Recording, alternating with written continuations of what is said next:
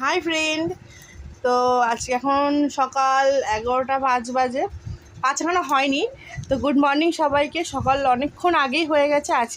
আজকে রবিবার। আজকে আমাদের এখানে ঝড় বৃষ্টি হয়েছিল, সকালবেলা প্রচণ্ড বিদ্যুৎ চমকাচ্ছিল। তো তোমাদের ওখানে হয়েছে কিনা কমেন্ট করে জানিও।